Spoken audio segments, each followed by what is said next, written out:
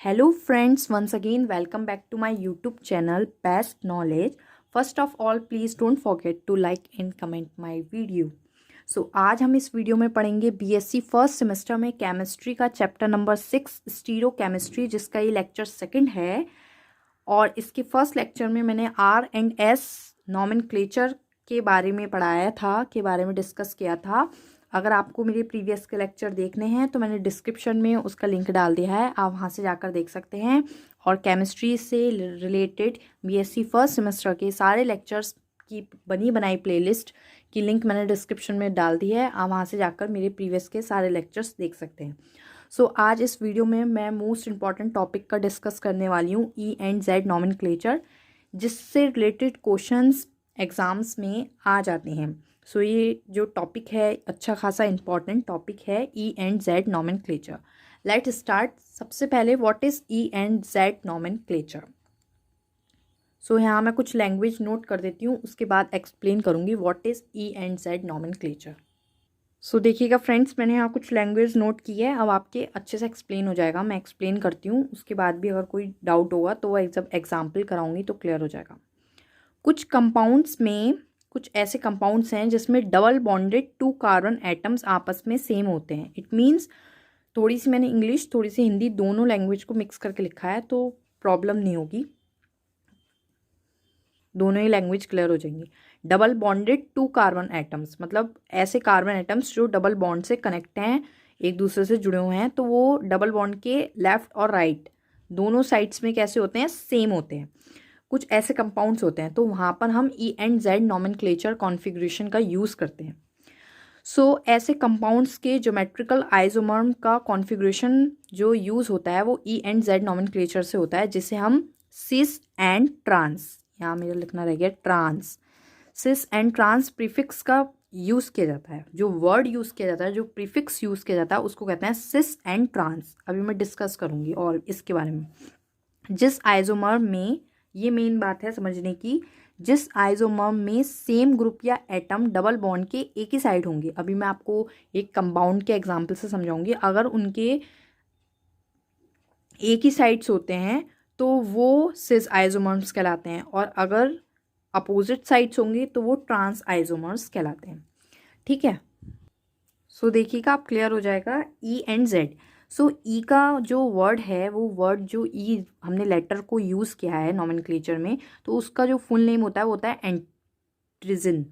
ठीक है, ये जर्मन वर्ड्स होते हैं, ये जर्मन वर्ड्स हैं, क्योंकि इसको जो EZ सिस्टम है इसको भी इनगोल्ड और प्रीलॉग ने ही डेवलप किया है, तो वो जर्मन वर्ड का यूज़ किया है। एंड जेड मीन्स है जूसा मीन्स, जो कि जर्मन वर्ड है। इन दोनों का मीनिंग देखिएगा, मैंने सामने लिखा है।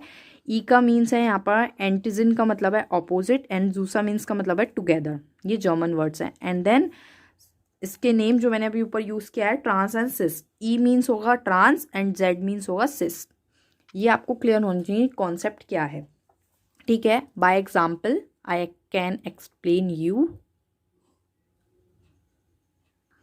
देखिएगा, मैंने यहाँ पर एक एग्जाम्पल नोट किया है, और देखिएगा ये एक ऐसा कंपाउंड है जिसमें जो मैंने लिखा डबल बॉन्डेड 2 कार्बन एटम्स आपस में सेम होते हैं। देखिए डबल बॉन्डेड है, ये डबल बॉन्ड से एक दूसरे से कनेक्ट हैं, और 2 कार्बन एटम्स हैं और आपस में सेम है, बिकॉज क्योंकि ये कार्बन कार्बन है, देखिए दोनों साइड्स, तो ये सेम है और डबल बॉन्डेड है। तो इस तरह के कंपाउंड्स में जो हमें आइसोमर्स पहचानना होता है, आइडेंटिटी करनी होती है, तो उसमें हम E&Z नॉमेनक्लेचर का यूज़ करते हैं।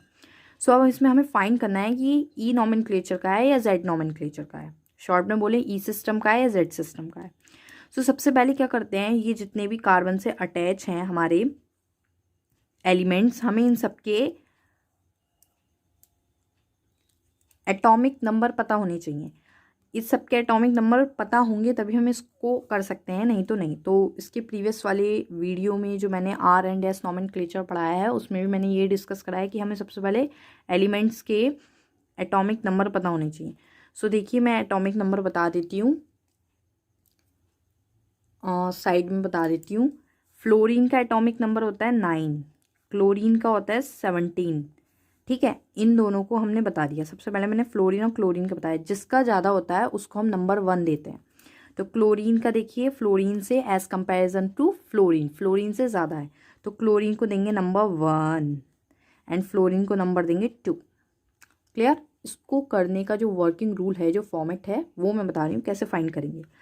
सो सबसे पहले क्लोरीन को मैंने 1 दिया एंड फ्लोरीन को 2 दिया। क्यों दिया? बिकॉज क्लोरीन का जो एटॉमिक नंबर है वो 17 होता है, फ्लोरीन का 9 होता है। जिसका कम है उसको बाद में देंगे, जिसका सबसे हाईएस्ट है उसको नंबर 1 देंगे, प्रायोरिटी देंगे। सेम हम इसमें काम करेंगे। आयोडीन का जो एटॉमिक नंबर होता है वो होता है 53 एंड ब्रोमीन का जो एटॉमिक नंबर होता है वो होता है 35।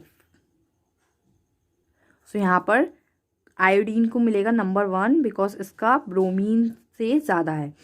आयोडीन का जो एटॉमिक नंबर है वो एज कंपेरिजन टू ब्रोमीन ज़्यादा है। उसके बाद ब्रोमीन को देंगे नंबर 2।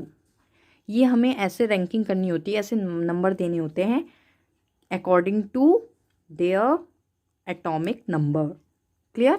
उसके बाद बहुत इजी हो जाता है इसको आइडेंटिटी करना कि ये ई सिस्टम का है या जेड सिस्टम का है।